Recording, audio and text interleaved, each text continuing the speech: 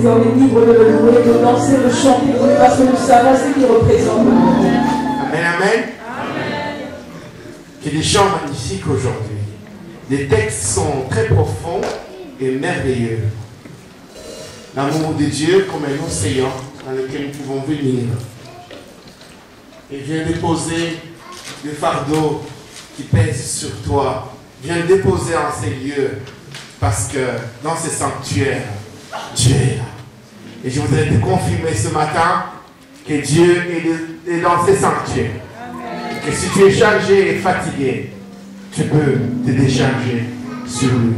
Nous tournons rapidement nos Bibles dans les livres des titres.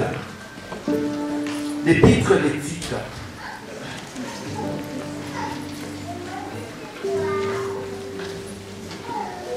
Au chapitre 2. Et nous commençons par le 11e verset. Ma réalité, je voudrais vous recommander, lorsque vous serez chez vous à la maison, rélisez tous les livres des titres. Rélisez tous les livres des Colossiens. Rélisez tous les livres d'Éphésiens. Je vais donner quelques passages. Ma réalité, mon message, essaye de traverser ces épîtres. Et hier, nous partageons avec mon frère Christian, je lui disais combien je trouvais cela succulent, les épîtres de Paul aux églises. Réalisez cela. Passez votre soirée à lire les épîtres. Vous allez découvrir des trésors incroyables. Nous nous inclinons devant la parole du Seigneur et nous lisons. En effet, la grâce de Dieu s'est révélée comme une source de salut pour tous les hommes. Elle nous éduque et nous amène à nous détourner de tout mépris de Dieu et à rejeter les passions des gens de ce monde. Ainsi, nous pourrons mener dans le temps présent une vie équilibrée, juste et pleine de respect pour Dieu. En attendant qu'il se réalise notre bienheureuse espérance, la révélation de la grâce de Jésus-Christ, notre grand Dieu et Sauveur. Il s'est livré lui-même en rançon pour nous, afin de nous délivrer de l'injustice sous toutes ses formes et de faire de nous, en nous purifiant ainsi, un peuple qui lui appartienne et qui met toute son ardeur à accomplir des œuvres bonnes. Voilà ce que tu dois enseigner. Dans quel sens il te faut encourager et reprendre les gens. Fais-le avec une pleine autorité que personne ne te traite avec mépris. Nous continuons dans Tite chapitre 3. Rappelle à tous qu'ils ont à se soumettre au gouvernement et aux autorités, qui doivent leur obéir et être prêts à accomplir toute œuvre bonne. Qu'ils ne dénigrent personne, mais qu'ils soient au contraire conciliants, courtois, et qu'ils fassent preuve d'une parfaite amabilité envers tous les hommes.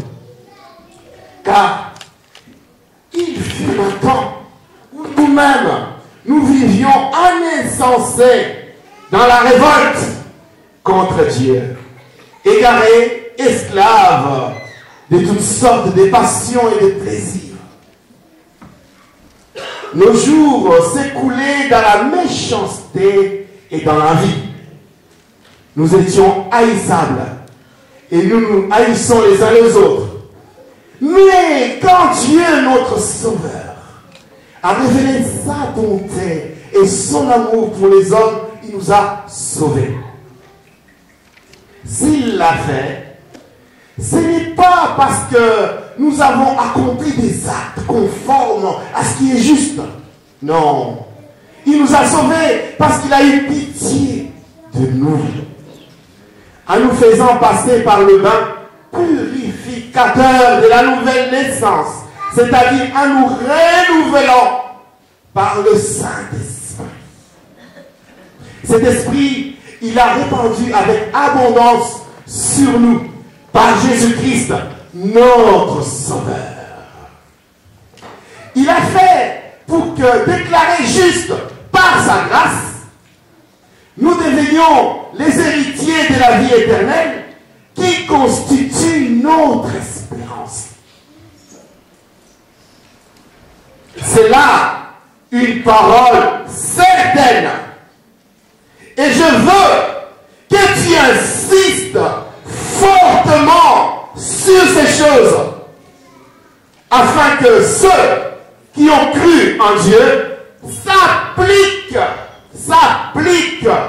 à accomplir les œuvres bonnes. Et à la Bible de conclure en ces versets en tout cas. Voilà ce qui est bon et utile aux hommes. Bénissons le Seigneur. Je vais vous inviter à vous lever. Nous voulons élever Jésus-Christ. Lorsqu'ils ont entonné ces chants, j'aime ces sensations-là, comme ça, tu sens, ça t'arrache tes larmes tout de suite. Dès que le couplet sort, ça t'arrache tes larmes. Oh, je me suis dit, là, il y a l'onction dans ces chants-là. Et nous voulons encore élever ce Jésus-Christ-là, notre Sauveur. Si nous l'élevons, c'est parce qu'il nous a sauvés. Il a eu pitié de nous et il nous a sauvés. Nous voulons l'élever. Alléluia.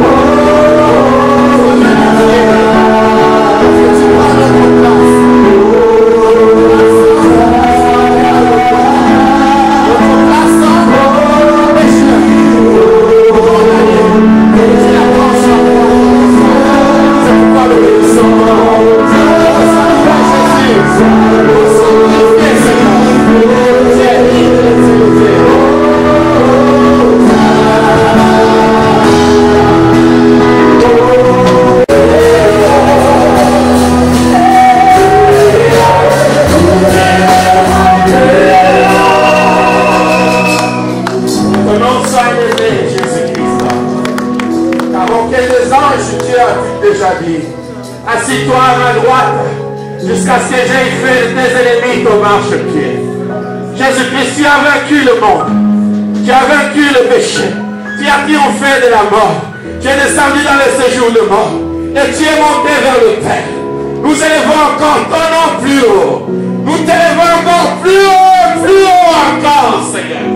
Comme tu es élevé au ciel, au-dessus de toute domination, au-dessus de toute autorité, au-dessus de toute principauté.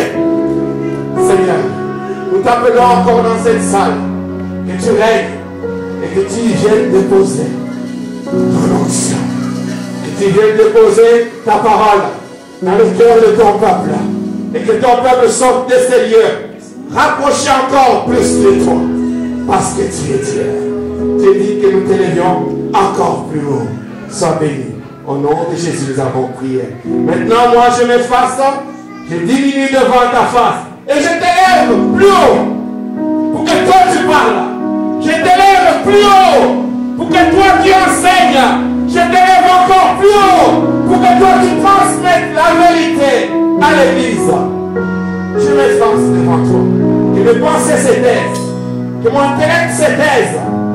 Pour laisser la place à l'Esprit de Dieu qui seul vivifie et qui donne à la parole la vraie vie de Dieu dans l'église. Au nom de Jésus. Amen. Amen. Que Dieu vous bénisse. Il y a très longtemps que un chant m'a fait cet effet. Je crois que pour l'instant on va l'accepter. Je crois qu'on va le faire après la parole. Juste pour la peine. Alléluia. Nous bénissons les seigneurs. Je voudrais juste recadrer sur quoi nous construisons ce matin notre message. Plusieurs prédicateurs sont passés dans cette salle, des invités comme parmi nous, comme ceux de nôtres, pour enseigner des très bonnes choses. Nous voulons continuer dans le même élan et construire là-dessus. Je me rappelle du dernier en date, c'est le pasteur Marc qui est passé ici un dimanche, qui nous a enseigné que le plus important dans la vie, c'est la présence de Dieu. Parce que lorsque Dieu vous accompagne, lorsque la présence de Dieu est avec vous, vous réussissez dans tout ce que vous entreprenez. Alors nous sommes revenus le jeudi après pour essayer de recadrer aussi encore ces vérités qu'on nous transmet. Je voudrais juste vous faire remarquer quelque chose, ou vous faire réfléchir. Lorsque dans la Bible on dit « Vous prendrez des breuvages mortels, cela ne vous fera pas de mal. Vous imposerez les mains aux malades et ils seront guéris. Vous serrez la tête et non la queue. Vous mangerez les meilleurs produits du pays. » Les vous, c'est qui?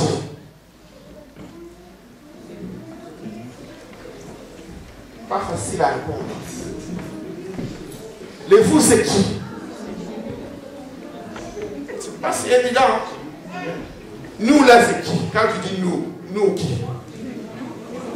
Mais nous qui?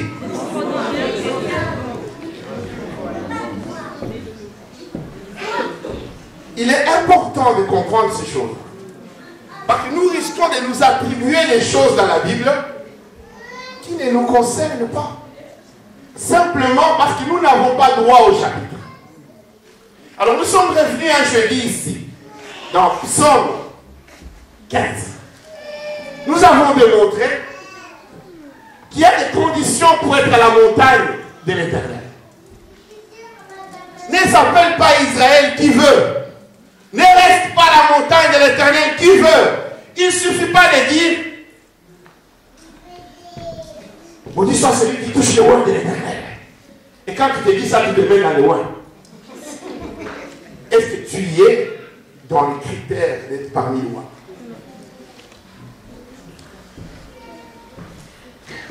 Je vous accompagnerai. Oui, mais le vous, c'est qui? Ça me rappelle une pièce de théâtre quand j'allais accrocher ma maman quand elle était vivante. Elle aimait bien regarder le théâtre de chez nous. Parfois, j'étais là aussi avec elle, je regardais. Je me rappelle d'une pièce comme ça, vaguement, où il y avait quelqu'un qui s'est introduit dans un groupe, où il disait tout le temps, les gars, bisso, pour mon bisso, bisso, pour bisso, boyer, bisso. Et chaque fois, nous. Mais lui, il ne savait pas à quoi référer les nous, les bisso là, il ne savait pas. Je me rappelle très bien la scène, mais toujours dit qu'à la fin, il a vraiment pris le jeu de se mettre aussi dans le nous. Et puis un jour, il pose la question, mais il demande, mais quand vous dites nous là, c'est quoi? Alors on lui demande, mais toi tu ne savais pas. Ah, tu n'es pas comme nous. Et il ne comprend pas. Il dit, mais notre session là, c'est là. C'est ça qu'on vit ici, dans le même maison. Ah, c'était ça le nous. Ah, d'accord. Mais maintenant, dans les choses de Dieu, il y a des gens qui vivent d'une manière erronée. Ils se mettent dans le nous, ils s'attribuent des bénédictions, des promesses, des choses qui ne leur concernent pas. Pourquoi? Parce que leur vie n'est pas du tout en conformité avec le texte qui dit, qui proclame des promesses ou des victoires. Alors, un jeudi, nous avons démontré cela, que pour être sous la montagne de l'Éternel, il y avait des critères. Les gens qui vivent dans le mensonge, parce que ça, les gens ont oublié dans le milieu chrétien que mentir est un péché. Alors, les gens qui vivent dans les mensonges n'ont pas droit à la montagne sainte. Et comme ils n'ont pas droit à la montagne sainte, la présence de Dieu ne peut pas les accompagner. Et comme la présence de Dieu ne peut pas les accompagner, ils ne peuvent pas avoir la victoire dans ce qu'ils font. Vous triompherez. Tout tel qui vous foulera vos plantes de pied vous sera accordé. Est-ce que tu es dans le vous?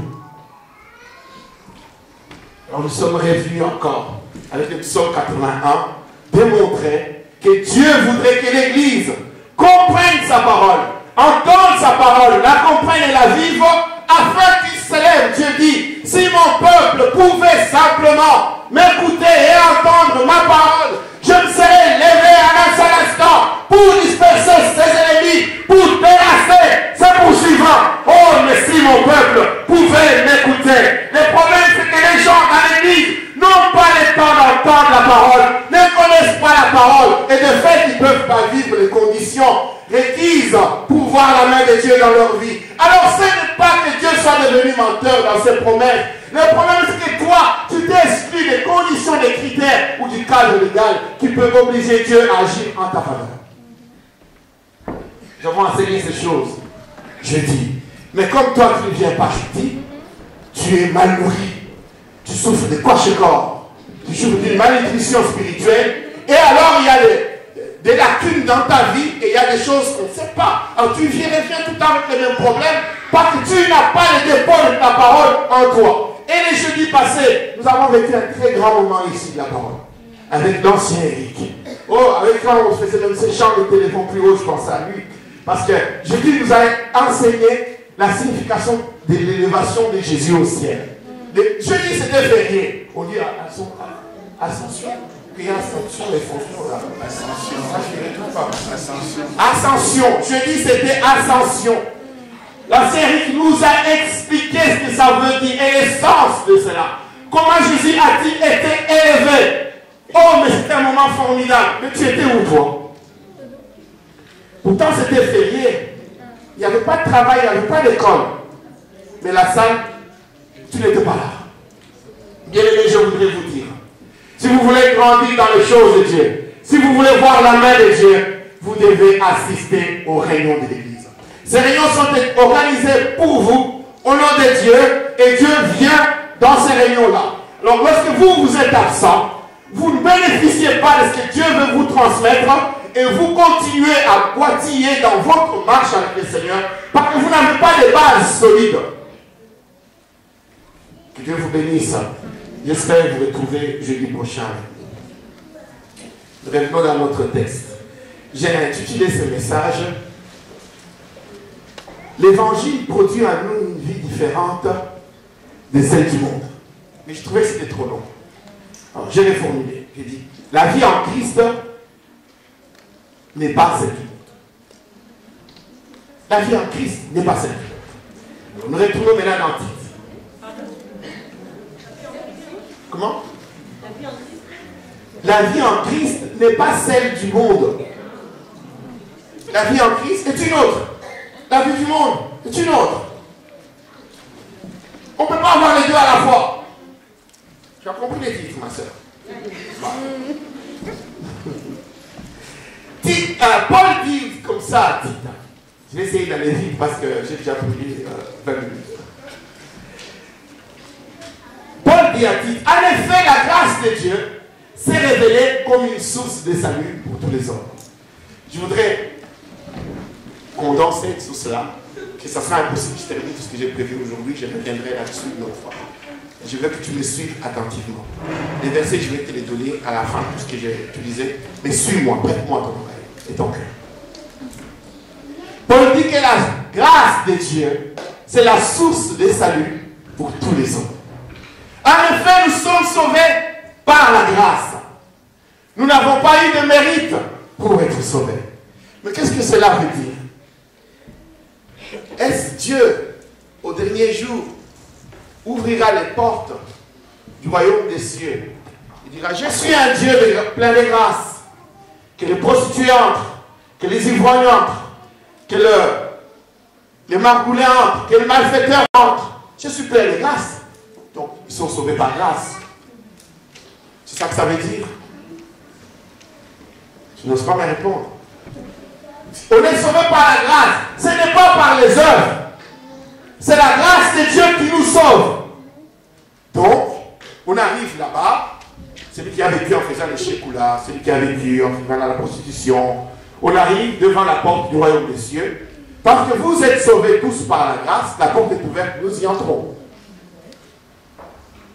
C'est ça, sauvé par la grâce, non? Vous n'êtes pas d'accord avec moi?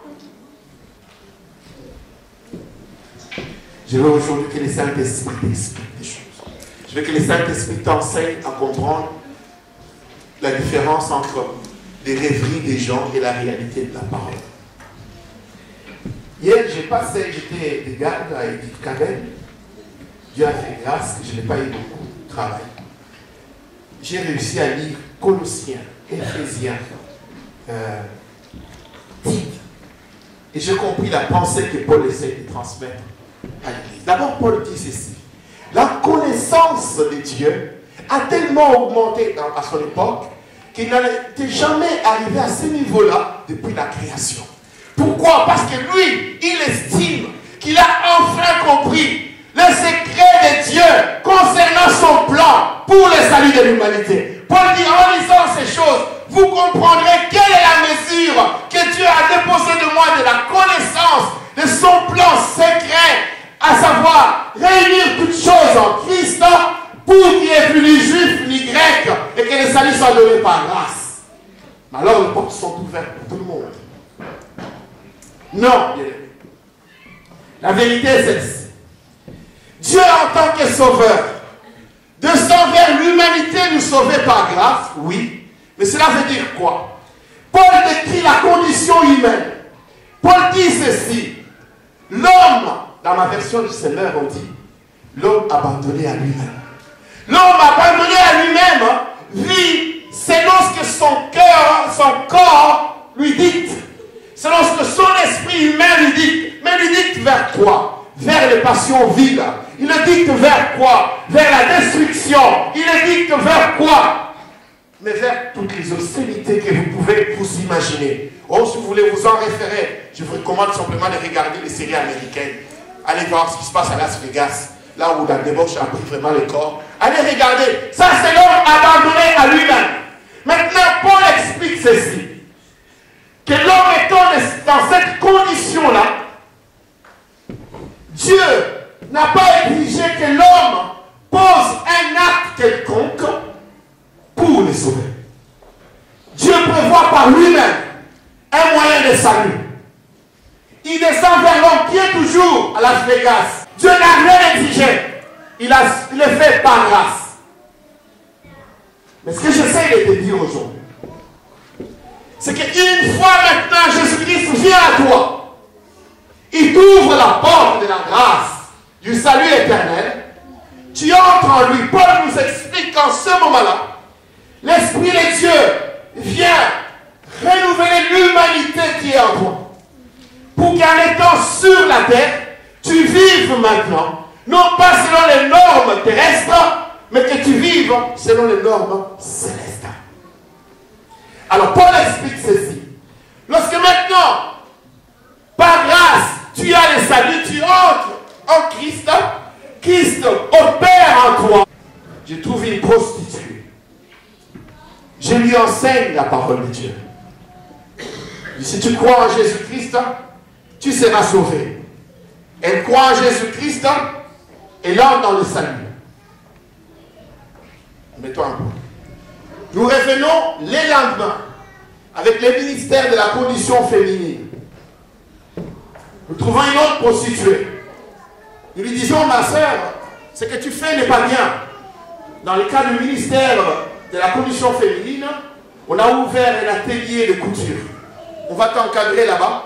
Tu vas faire travailler dans le département de couture.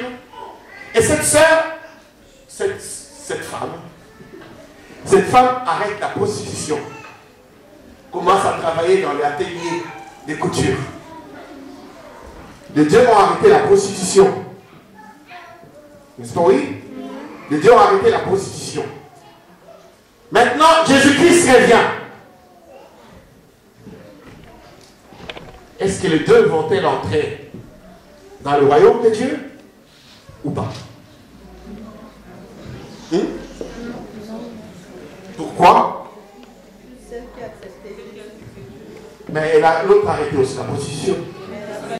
Ah, donc à ce moment-là, une fois qu'elle est en Christ, elle ne peut plus continuer d'être prostituée. Parce que maintenant, la vie qu'elle doit mener, ce n'est plus la vie qu'elle avait avant d'une femme abandonnée à elle-même. Mais là, maintenant, la vie dictée par le Saint-Esprit. Donc, ce n'est pas son œuvre d'arrêter la prostitution qui l'a sauvée, mais c'est la foi en Christ. Mais la foi en Christ produit automatiquement des conséquences. Donc, le fait de croire à ce salut-là transforme ta vie et tu commences à vivre différemment de ce que tu étais avant. Là que je pose maintenant la question. Ça fait 5, 10 ans, 15 ans, 20 ans que tu es dans l'église. Est-ce qu'il y a un avant et un après? Tu as connu Jésus. Quand tu connaissais menteur, et vous connaissez sur la rive aux fleurs. Jusqu'aujourd'hui, tu es toujours menteur. On te connaissait double langage. Et pour le terrible commerçant. Tu as compris, non? Jusqu'aujourd'hui, tu es toujours double langage. La question se pose maintenant. Est-ce que tu es converti ou tu ne l'es pas? Ce matin, je voudrais vous dire qu'on ne doit pas se mettre tous dans les nous. Les nous est trompeur. Tu ne sais pas qui tu associes là en disant nous. Tu sais, lui, il vient où il était la nuit passée. Nous. Paul dit ceci. Dans Thessaloniciens, il dit, ce que Dieu veut et attend de vous, c'est que vous viviez dans la sanctification. Et à la conclusion, vous pouvez le lire dans Thessaloniciens 4. Qu'est-ce qu'il dit? Il dit, si quelqu'un rejette cet enseignement, mets en garde les gens qui ont l'habitude toujours de douter des enseignements qui sont là pour corriger ce qu'on raconte ici. Je voudrais te mettre en garde. Paul dit ceci. Si quelqu'un rejette l'enseignement que je vous donne là aujourd'hui, il ne rejette pas un homme, il rejette Dieu lui-même. Thessaloniciens 4. Paul parle encore de ces choses. Je continue. Nous sommes dans le titre. Il dit, en effet, la grâce de Dieu s'est révélée comme une source de salut pour tous les hommes. Et nous est dit que nous amène à nous détourner de tout mépris de Dieu. Mépris de Dieu. Vous savez pourquoi? L'homme abandonné à lui-même, ce qu'il vit, traduit un mépris par rapport à la parole de Dieu. Vous savez en réalité, qu'est-ce que ça fait à Dieu que cette fille de 19 ans a une vie sexuelle à gauche, à droite? En réalité, qu'est-ce que ça fait à Dieu? Ça lui fait rien. Mais je vais vous dire pourquoi c'est grave. Il y a une jeune fille de 19 ans. Elle vit comme toutes les jeunes de son âge. Elle a un petit copain. On lui apporte l'évangile. Elle croit dans l'évangile. Elle vient dans l'église. Elle est baptisée. Une fois baptisée, elle est en Christ. D'après Paul, à ce moment-là, il y a un avant et un après. Elle ne peut plus vivre avec les petits copains comme avant qu'elle ait reçu la parole du Seigneur. Mais si elle continue de faire la même chose, vous savez que ça se traduit au ciel. Essayez d'imaginer Dieu dans toute sa splendeur, dans toute sa gloire, assis sur son trône, avec les 4 êtres vivants, avec les 24 vieillards, des milliards des anges autour de lui. Dieu. Maintenant, la jeune fille de 19 ans, elle est là. Dieu, dans toute sa splendeur et sa grandeur, s'élève et donne un ordre. Et la jeune fille défie Dieu. Au moment où elle continue sa vie avant, c'est-à-dire elle répond à Dieu, je refuse d'obtempérer à ta parole, à ton ordre. Dieu, dans sa gloire, il est vexé. Dieu, dans sa gloire, il est humilié. Quand Paul dit, c'est le mépris de Dieu. Le fait que tu continues de vivre comme tu vis là, bien aimé, je peux te dire que tu méprises Dieu. Et parce que tu méprises Dieu, Paul dit ces choses attirent la colère de Dieu. Alors tu n'es plus dans les nous qui mangeront le meilleur produit du monde. Tu n'es plus dans les nous qui seront la tête et non la queue. Tu n'es plus dans les nous qui imposeront les mains aux malades et seront guéris. Parce que tu as attiré sur toi la colère de Dieu. Souvent ça paraît banal, n'est-ce pas? Ça paraît primaire. Mais non, ça reflète le niveau de ton intimité avec Dieu et quelle est la place que tu donnes à Dieu dans ta vie. Notre Dieu, il est notre sauveur. Mais notre Dieu, il est notre Seigneur. En tant que sauveur, il vient te sauver par grâce. Mais en tant que Seigneur, il a des ordres à te donner. En tant que Seigneur, il a une parole à te dire. S'il te dit d'aller à gauche, si toi tu vas à droite, tu assumes la responsabilité de ton choix. Et jeudi, j'avais donné un exemple. Il y a un homme, il a crié au Seigneur, il est pardonné de ses péchés, il a droit d'entrer au ciel, mais il doit commencer une affaire. Il fait la commencer à Los Angeles ou à Massimani. Il y a deux opportunités. Il prie le Seigneur. Le Seigneur lui dit, tu dois commencer à Massimani. Et lui s'imagine, pas d'eau potable, conditions minables, comment je vais vivre là-bas? Donc moi je crois qu'aux États-Unis, la population est très grande, ça va prendre plus là-bas. Et il va aux États-Unis, à Los Angeles. S'il rate, qui est responsable? Lui-même. Donc là, en tant qu'il n'a pas donné à Dieu sa place de Seigneur, il est peut-être toujours son sauveur, parce qu'il a sauvé, mais il n'est plus son Seigneur. Il n'est plus son Seigneur, parce que les seigneurs dans les langues africaines, on va pas dire ça, non. Fumu, Kumu, ou vous parlez en français courant, on va dire chef, patron, comme dans les universités catholiques, ils appellent les seigneurs patrons. Donc il a des ordres à donner. Si nous l'appelons Seigneur, nous devons connaître quel est l'ordre qu'il donne à l'Église pour l'appliquer. Sinon il restera ton sauveur, mais tant qu'il n'est pas ton Seigneur, il ne t'accompagne pas et tu porteras la responsabilité de ce que tu fais. Je continue. Je suis dans Tite chapitre 3. La Bible dit ceci. Rappelle à tous qu'ils ont à se soumettre au gouvernement et aux autorités, qui doivent leur obéir et être prêts à accomplir toute bonne œuvre, qui ne dénigre personne. Ça, je ramène ça au niveau de l'Église. Bien-aimés en Christ, si vous êtes réellement convertis, vous devez apprendre aussi à donner la place à ce que Dieu a installé parmi nous. Autrement, je voudrais vous parler clairement ce matin, sans gêne ni détour. Il y a des moments où nous sentons un tel mépris de votre part qu'on se demande, mais finalement, est-ce que nous sommes là par nous-mêmes ou c'est Dieu qui nous a mis? Il y a parfois un tel mépris des gens qui officient en ces lieux de la part de l'Église. Et Paul dit que les gens qui se comportent de telle façon, ils ne font pas encore partie de la famille de Dieu. Lorsque nous prenons une décision pour qu'il y ait un peu plus d'ordre dans l'Église, plus de discipline, si toi tu passes tout ton temps à dénigrer ce qu'on fait à l'Église, à dénigrer chaque décision prise à l'Église, à encourager les gens à venir au culte jeudi, dites-moi, il est où le scandale? Il y en a qui ne sont pas contents. Ils sont fâchés parce qu'on les a encouragés à venir à l'église jeudi. On ne doit pas nous obliger. Alors, des choses l'une. Soit nous sommes réellement établis par Dieu ici, et tu es là pour entendre la parole de Dieu, ou suivre la marche que Dieu nous propose et nous donne, la manière de vous diriger. Ou nous ne le sommes pas alors tu n'es pas dans l'église. Je ne comprends pas. Il y a plus de 2000 églises à Bruxelles. Si c'est dans celle-ci que tu viens dimanche après dimanche, c'est que Dieu te veut là.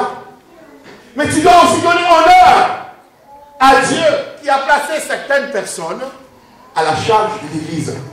Nous allons conduire l'église de la manière que Dieu nous donne à conduire l'église. Nous n'allons pas suivre ce que toi tu veux, nous allons faire ce que Dieu veut pour son église.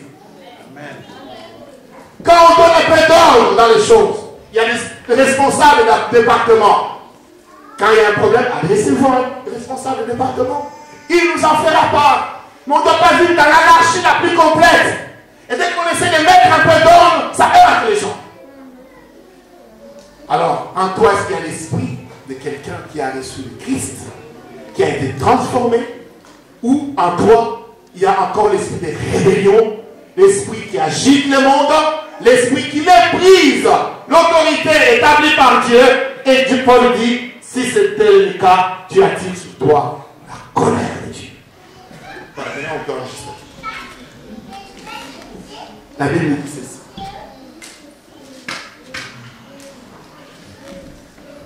Je tourne dans Tite chapitre 3, toujours sur le 4e verset. Mais quand Dieu notre Sauveur a révélé sa bonté et son amour pour les hommes, il nous a sauvés par pitié. Il nous a sauvés. Dieu est un Dieu compatissant. Lorsqu'il regarde ta situation, il ne peut pas te laisser tuer. Moi, je crois que nous avons un Dieu merveilleux. Hier, en partageant avec l'ancien Christian, nous sommes revenus sur un verset, je crois qu'il a prêché ça dimanche passé, sur la multiplication du pain. On vient dire à Jésus, mais non, renvoie-les seulement, il est tard, renvoie la foule. Et Jésus dit, ces gens sont avec nous depuis 3 jours. Ça fait 3 jours qu'ils nous suivent dans le désert pour entendre la parole de Dieu.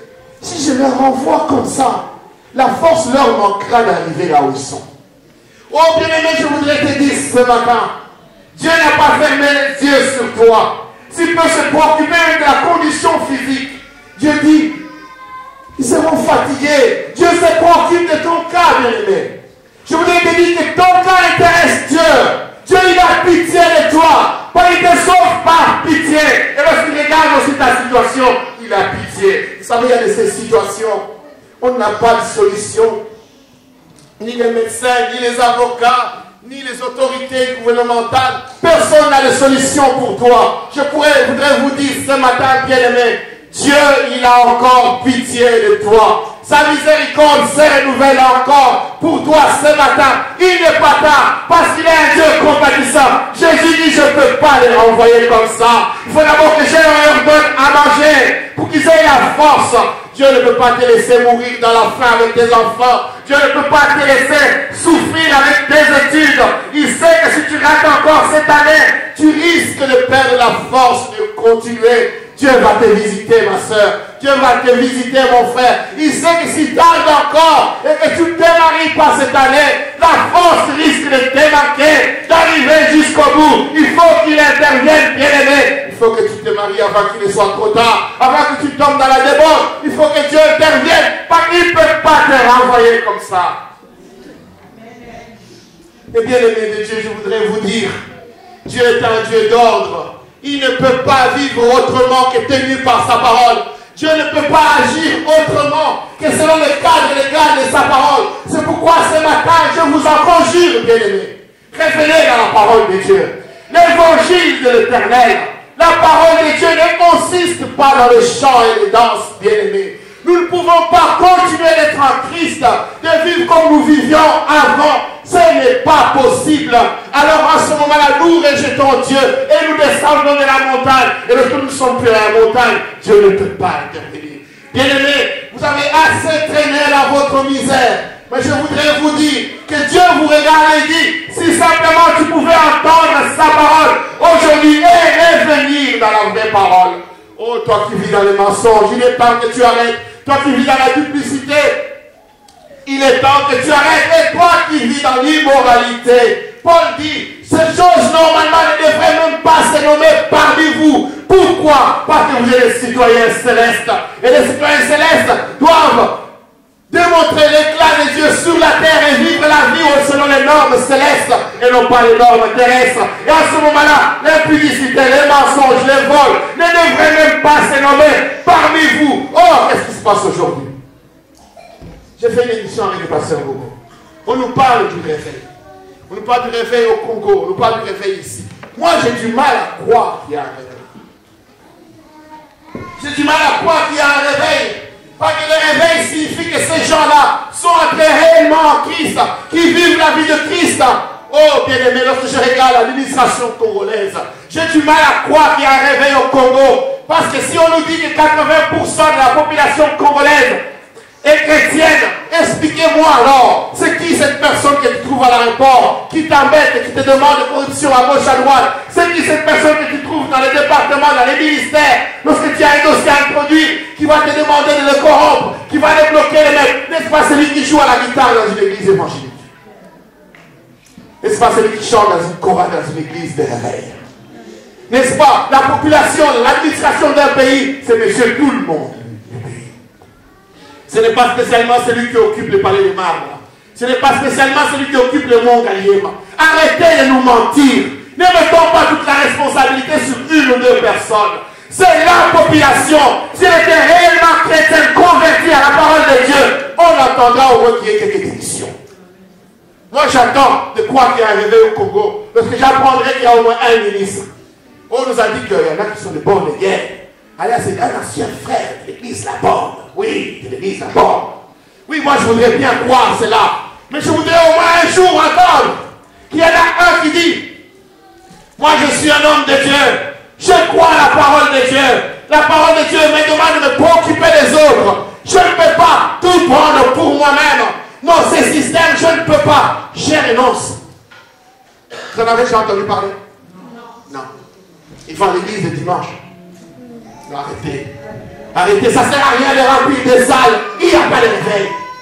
N'ayons pas peur de le dire. Il n'y a pas de réveil. Il y a un mouvement de masse sous lequel règnent certains dictateurs, petits dictateurs, appelés entre guillemets pasteurs, qui règnent sur leur monde et qui amassent tout pour eux.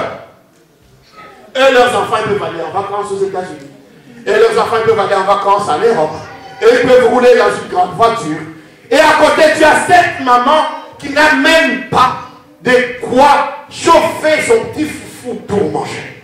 Moi, je voudrais croire qu'il y a de véritables hommes de Dieu avec une futurologie à terminer toute une page. Je voudrais croire lorsque j'entendrai au moins un qui dit: non, nous allons construire les écoles, nous allons construire les dispensaires, nous allons nous occuper de la pauvre dame qui est dans l'église, qui n'a pas de quoi manger. C'est ça la conversion. C'est la conversion n'est pas les danses. Ce n'est pas les chants. Arrêtons ces réveils ridicules. Une population totalement corrompue. Tout c'est Kabila. Ce n'est pas Kabila. Quand tu es dans ton poste. Je l'ai montré hier à l'ancien Christian. Paul dit que tout travail que tu fais, tu devrais le faire avec tout ton cœur, en attendant ta récompense de la part de Dieu. C'est-à-dire que tu es enseignant de l'école primaire. Tu dois être un bon enseignant de l'école primaire. Tu es directeur d'une société. Tu dois être un bon directeur de société. De telle sorte que les gens autour de toi réalisent que tu vis différemment. Mais toi, ta vie, elle est comment? Dites-moi où il est, où les réveils. Si l'enseignant à l'université demande l'argent pour faire passer des gens, des classes, ils ont la tête vide. Il y a parfois, on te présente quelqu'un en disant il est licencié en économie. Mais dès qu'il ouvre la bouche, il parle. Tu dis, mais ce n'est pas possible, il ne peut pas être licencié. Non, ce n'est pas possible. Mais il y a des responsables qui nous ont projeté ces gens dans la nature. Oh, il y a des médecins qui sont tellement de lettres. Et on leur confie la vie des gens. Oh, bien-aimé, c'est grave, bien-aimé. Mais ça part de petites choses au départ. Moi, je voudrais juste, avant de clôturer aujourd'hui, que je n'aurai pas fini, on va revenir dans un texte pour vous faire comprendre cela. J'ai un mot que le Seigneur m'a donné pour vous faire comprendre cela. Nous tournons dans Colossiens chapitre 3.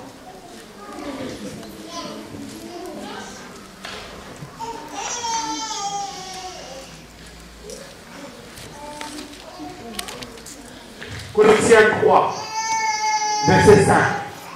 Paul dit ceci: Faites donc mourir tout ce qui dans votre vie appartient à la terre. Mais je voudrais que tu comprennes cela. Avec cette Reagan, il pouvait bien s'occuper de sa famille correctement. Le monsieur a fait le choix. Il ne peut pas s'arrêter à une, pas à deux, pas à trois, pas à quatre, pas à cinq. Ah oui, lui, il continue. Alors à chaque fois qu'il est en boîte, il sort en boîte le samedi. Alors à chaque fois qu'il est en boîte, il doit offrir le champagne à tout le monde.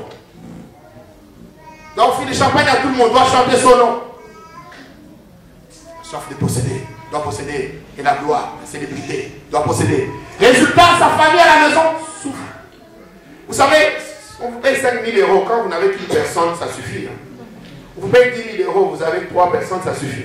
On peut monter 15, 20, 30, 40, 50. Mais si tu fais qu'étoffer la troupe derrière, pas que des copines là, ils ont des frères, ils ont des beaux-frères, tu dois t'occuper, tu dois assurer. Il faut assurer. Et puis ces gens-là, ils demandent. Hein. Chez toi à la maison, on ne demande même pas. À l'extérieur, là, on demande. Alors, du coup, l'argent ne suffit plus. L'argent ne suffit plus, ça crée maintenant un problème. Maintenant, il est obligé de faire quoi? Là, je dis à Paul, c'est lui, il va peut-être faire autre chose. Mais là, maintenant, ils sont obligés de faire quoi? De mettre la main dans la caisse. Parce qu'ils doivent continuer d'assurer les mêmes trains. Au départ, ça commence avec quoi? L'envie de posséder. Alors, tu prends la même personne. Tu la nommes ministre. Premier ministre. Il a l'envie de posséder. Qu'est-ce qui se passe? À peine premier mois de salaire. Je ne sais pas combien il touche, 20 000 $, 5 000 $, je ne sais pas. Parce qu'il est devenu ministre, ou premier ministre, il faut qu'automatiquement, il ait une maison à Miami, une maison à Bruxelles, une maison à Paris, une maison. C'est pas possible. La soif de posséder. La soif de posséder. Ça lui pousse quoi, mais à faire quoi? Il va prendre les deniers publics, les engager à assurer son train de vie. Résultat, qu'est-ce qui se passe? Il y a quelqu'un qui nous disait avec l'ancien Christian qui fréquentait un fonctionnaire au Congo. Ce fonctionnaire-là, par jour, il rentre chez lui avec 30 000 $. Tous les jours. Tous les jours. Barack Obama, président des États-Unis, il gagne 35 000 $ par mois. Mois. Lui, par jour, il sort avec 30 000 $. Mais c'est une personne dans la fonction publique. Alors ils descendent ici à Bruxelles, ils offrent des voitures aux femmes. Alors il y a une qui me disait, vous les hommes de Bruxelles là, les hommes du Congo vont vous prendre toutes les femmes. Parce que vous avez la tête, flambeau. Et quand ils arrivent, Congo, ils donnent. Ils donnent. Mais ils donnent quoi? L'argent qu'ils ont volé dans la caisse, les gars. Alors ils viennent, ils offrent des choses, ils font des choses. Mais qu'est-ce qui se passe après? Le pays n'a pas d'autoroute, n'a pas d'hôpitaux, n'a pas d'école. Alors je vais faire un petit film. Il y a un jeune garçon dans une famille. Il n'y a pas d'argent pour l'envoyer à l'école et de plus, il n'y a même pas l'école du père. Elle est sombre dans la drogue. Parce que les projets de construction de l'école dans son coin, le monsieur directeur qui était dans ce coin-là a pris l'argent dans sa poche. Avant que je continue, je vous raconte une petite blague. Reagan vient visiter Mobutu. C'est une blague, hein? Je ne dis pas qu'elle est authentique. Vient visiter Mobutu à Guado. Donc d'abord, l'année avant, c'est Reagan qui avait invité Mobutu aux États-Unis. Et puis il va à la fenêtre, il lui dit, regarde l'autoroute là-bas. Mobutu regarde l'autoroute. Qui est magnifique, c'est très bien, Georges. Alors, Reagan lui dit, Ronald, Reagan lui dit, mais tu sais quoi? 50% de la construction de cette autoroute là-bas. Dans ma poche, cette résidence d'été que tu vois, c'est avec ça. Ah, c'est vrai? Oui. L'année prochaine, Mobutu invite Reagan à Guadeloupe. Donc il amène aussi à la fenêtre et dit, regarde cette autoroute là-bas. Reagan, regarde. Il ne voit pas. Il dit, mais je ne vois pas. Il dit, mais regarde bien, là-bas à gauche. Reagan regarde, il n'y a pas. Il dit, mais Ronald, 100%. Là, la poche. C'est ça la résidence que tu vois. Mais là, c'était une école qu'on devait construire. On n'a pas construit l'école. Les jeunes hommes qui dévalent à l'école sombrent dans la drogue. Ils sombrent dans l'overdose. Ils meurent de cette overdose. La jeune fille qui devait aller à l'école, n'a pas une instruction. Elle sombre dans la prostitution, elle attrape les sida, elle décède. Mais au départ, qu'est-ce qui s'est passé? Entre-temps, il y a un monsieur qui a construit une belle maison en Suisse, à Miami. Il a une belle maison, il nous invite en été, nous y allons, nous mangeons. C'est bon. Mais il y a des filles qui sont détruites. Vous savez pourquoi ça tire la colère de Dieu ce que vous faites? Parce qu'il y a des conséquences derrière. Il y a des vies qui sont détruites. Il y a des gens qui auraient pu recevoir Jésus-Christ. Mais parce que vous avez refusé de changer de vie, vous vous êtes contenté du réveil des chants et des danses. Les gens ne sont pas venus à Dieu. Ils sont morts dans leur péché. Ils sont morts dans leur misère. Parce que vous, votre comportement rejette le Christ. Parce que votre comportement ne reflète pas la présence de Dieu. Bien aimé, je vous dis ce matin, il est impossible d'être en Christ et de continuer de vivre la vie terrestre. De deux choses l'une. Soit tu n'as pas encore connu le Christ, tu es un vrai païen. Ou alors, la conversion dont la Bible parle n'est pas réelle. Moi je pense, bien aimé, la soif de posséder nous pousse à des choses qui sont incompréhensibles. Bien aimé, vous avez des chambres encombrées, de pleines valises remplies de vêtements que vous ne portez même plus. Si vous avez la vie de Dieu en vous, prenez ces valises, donnez-les aux pauvres. C'est ça aussi l'essence de la vie chrétienne. Oui, vous avez des choses qui remplissent vos caves, vos garages. La soif de posséder. Il faut que je possède, que je possède. Tout doit être à moi, tout doit être à moi. Au point que tu prives les gens du minimum.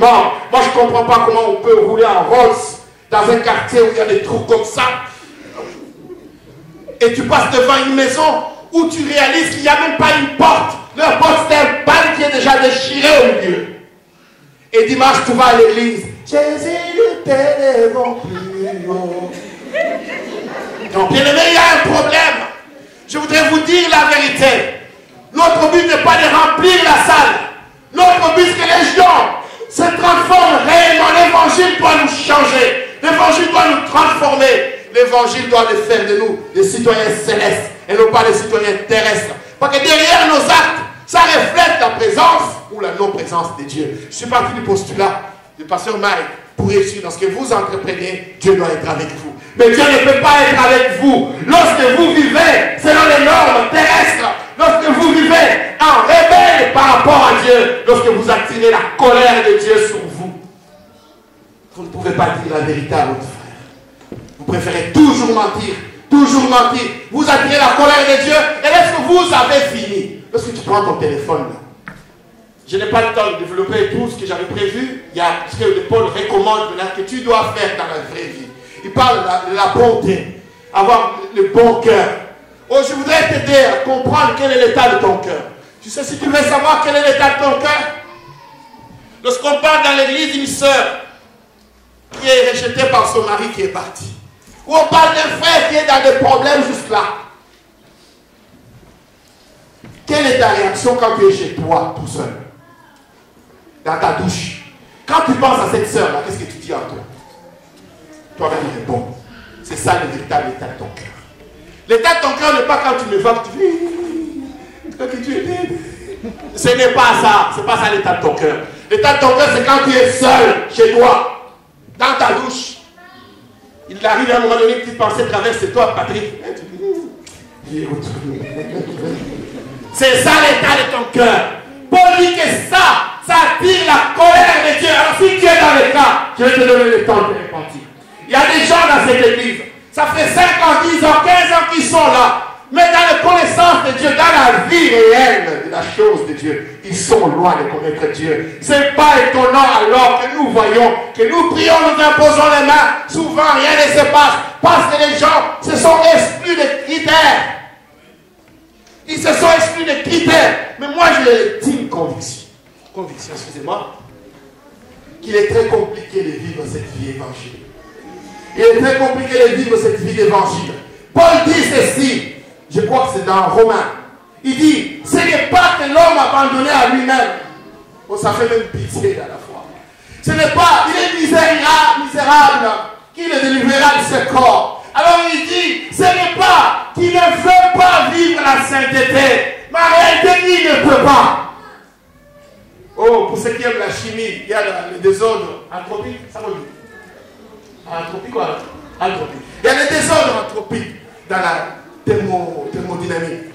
Donc, vous savez, un système abandonné à lui-même tente toujours faire le désordre le plus complet. Alors, il y avait les démons de Bohr-Mayer, parce qu'il y a même pas qui venaient essayer de raccommoder, de mettre les atomes ensemble. Et à un moment donné, à la fin, il est dépassé. Vous savez, bien aimé, l'homme abandonné à lui-même, il est incapable de vivre la vie de l'évangile. Mais Paul explique, il faut une intervention divine. Il faut le Saint-Esprit dans la vie des gens. C'est ça le clou que je voudrais te dire aujourd'hui. Il faut le Saint-Esprit qui nous vivifie, qui nous enseigne et qui nous met aux normes célestes pour vivre la vie céleste. Moi, il me semble que dans l'église, il y a plusieurs personnes qui n'ont même pas encore connu le baptême du Saint-Esprit. Il y a plusieurs personnes dans l'église qui ne sont pas baptisées du Saint-Esprit. Ils ne sont pas remplis du Saint-Esprit. Et ils sont dans les ministères. Alors ce n'est pas étonnant qu'ils se comportent en rebelle. Tu peux donner des conseils comme tu veux. Tu peux essayer de tout faire, ma soeur ou mon frère. Je te dis qu'il ne se passera rien. Parce qu'il est soumis. Paul explique aussi que les gens qui vivent dans cette vie de rébellion, ils sont dirigés par les chefs de puissances mauvaises qui les poussent à la rébellion contre Dieu. Alors la solution qu'explique Paul, quand vous allez lire ces écrits que je vous ai donnés, vous comprendrez. Il faut que les gens aient en eux le Saint-Esprit. Moi, quand je te regarde, je regarde ta vie, j'ai du mal à croire que tu as le Saint-Esprit. Oh mon frère, ma soeur, je suis désolé de te dire la vérité. Lorsque je vois ton comportement, j'ai vraiment du mal à croire que tu as le Saint-Esprit. Parce que tu n'as manifesté aucun fruit. Ce que tu manifestes, c'est le fruit de la rébellion. C'est pourquoi je pense. Nous avons la responsabilité de prier pour l'Église, d'organiser des moments de baptême du Saint-Esprit. Et nous allons le faire. Je vais regarder au mois de juillet. Au mois de juillet, début juillet, je vous en donnerai la date. Il faut que l'Église soit préparée. Nous prendrons une semaine dans la prière, dans les jeûnes et prières. Nous viendrons prier pour que les gens qui ne sont pas baptisés du Saint-Esprit soient baptisés du Saint-Esprit. Pour que ceux qui ont déjà le Saint-Esprit soient remplis du Saint-Esprit. Nous allons prier pour qu'il y ait des manifestations d'esprit, que les gens parlent en langue. Moi, j'aime qu'on parle en langue. Les mamans, on n'est pas contraire. Ce n'est pas qu'on empêche les gens de parler en langue. Au contraire, on veut parfois que ce soit dans un cadre tel que Paul l'explique dans la Bible. Mais nous encourageons les gens à parler en langue. Moi, je parle beaucoup en langue. Mais je fais comme Paul parfois il dit. Dans une assemblée, parfois je préfère parler dans une langue intelligible. Mais dans mes prières, je parle en langue. Mais il y a des moments, oh, ce jour-là, on parle en langue. On parlera là, on priera pour les gens. Il faut que les gens soient baptisés du Saint-Esprit. Moi, je pense que ton vrai problème, tu ne sors pas de la publicité, tu n'as pas le Saint-Esprit. Tu ne sors pas de ces vols. Vous savez, cette soif de posséder, c'est à tous les niveaux, à tous les échelons. Ça commence dans les petites choses à la maison. Les jouets, il faut que ton enfant ait tous les jouets du monde.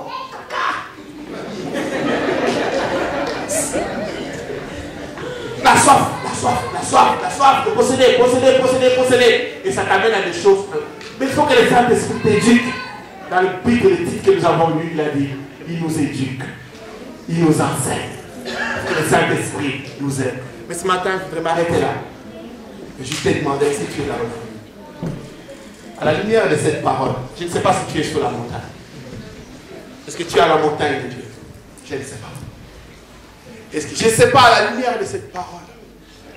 Est-ce que tu es dans le nous? Nous mangerons le meilleur fruit du pays. Nous imposerons les mains aux malades. Et que tu regardes ta vie toi-même, à l'instant même ici. Est-ce que tu es dans le nous? Je ne sais pas.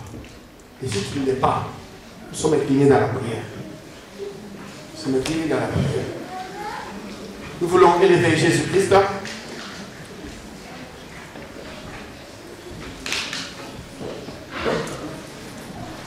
Je vais faire juste un seul appel. Ce n'est pas parce que tu viens à l'église que tu es réconcilié avec Dieu.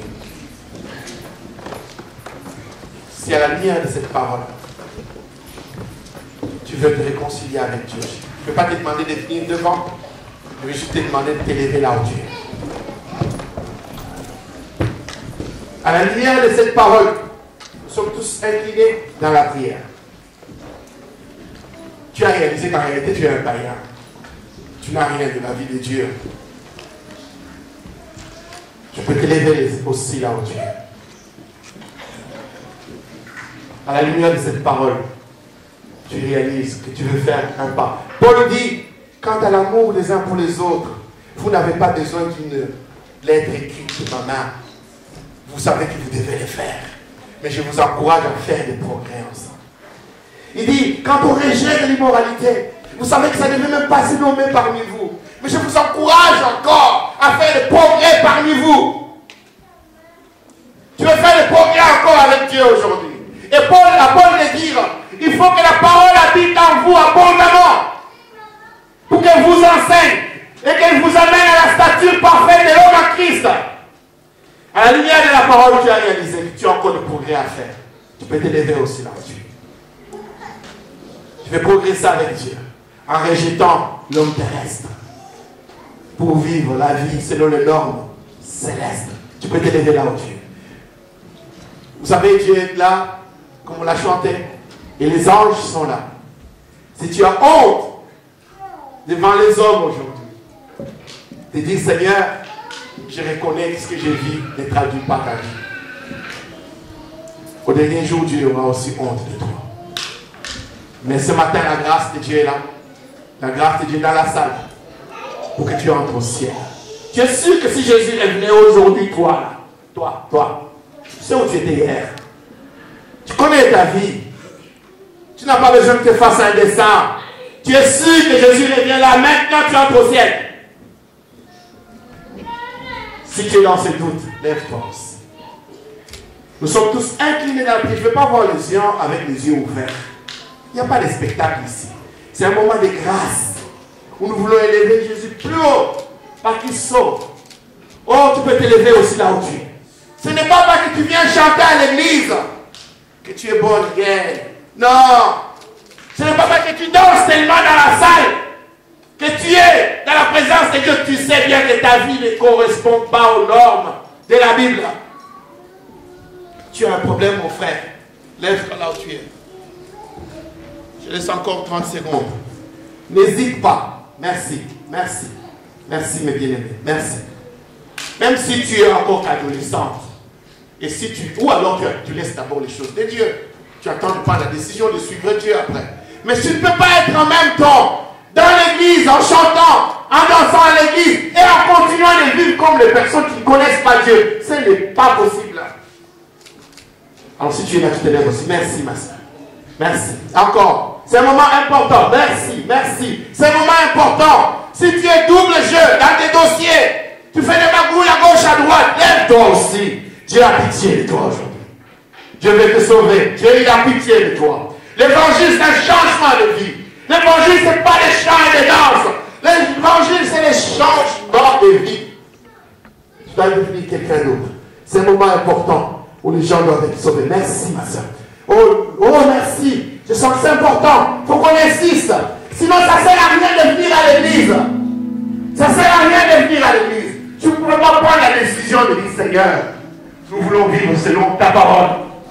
Arrêtez de chanter dans la chorale. Moi, je vous dis, je vous en dispense. Arrêtez. Ça ne sert à rien.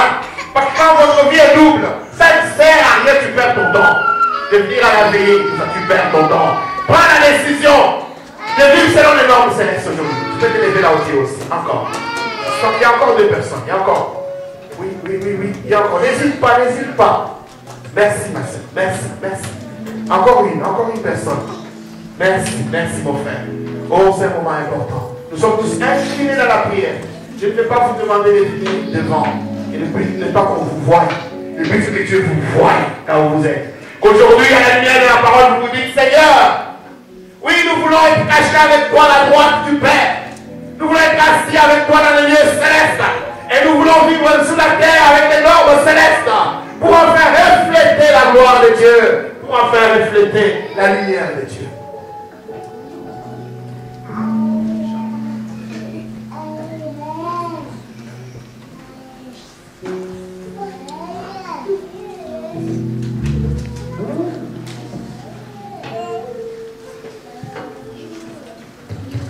Commence à intercéder là où tu es, toi qui es resté assis. soit dans un moment capital. C'est bien aimé, vous pouvez rater le ciel aujourd'hui si Jésus était venu. C'est un moment très solennel et important. Il faut compris pour ces bien-aimés, pour que Dieu les visite. Alléluia. Alléluia. Gloire à toi, Jésus. L'évangile, ce n'est pas une bénédiction. L'évangile, ça ne change pas les vies.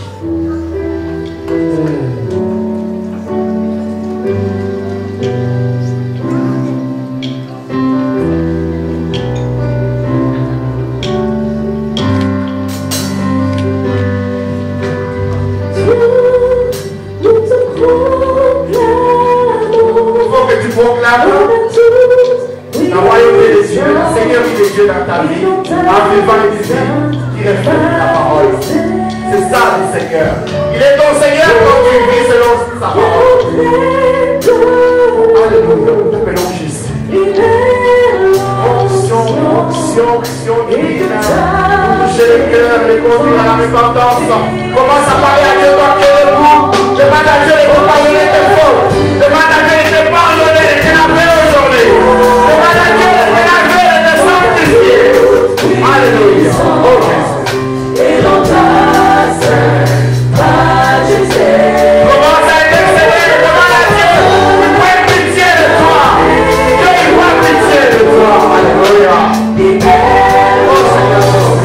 Vous l'entendez de ta présence.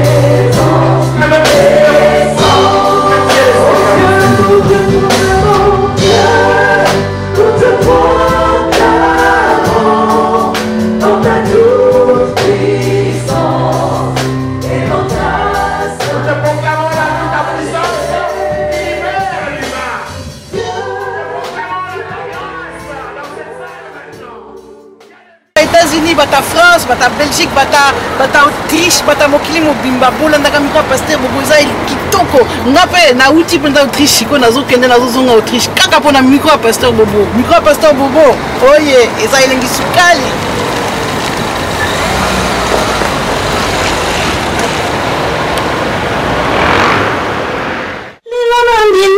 natambongaki na mabunga naope palata nakoki kosombaliwa te na mayele na ngai sansala vino ebaki te tout était vanité.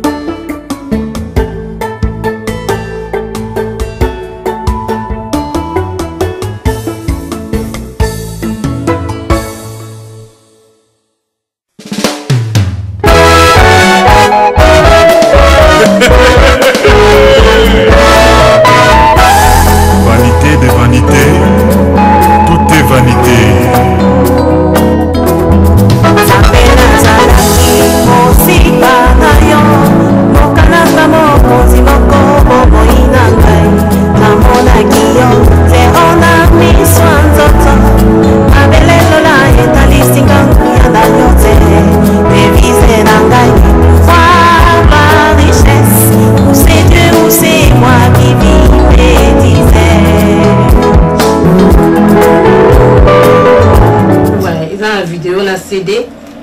Quand il y a CD, il y a 10 chansons. Na 10 chansons. Et puis, na DVD, il y a 4 clips. Bon, il y a pour nous accompagner les CD. Il y a 4 clips na théâtre. Théâtre chrétien.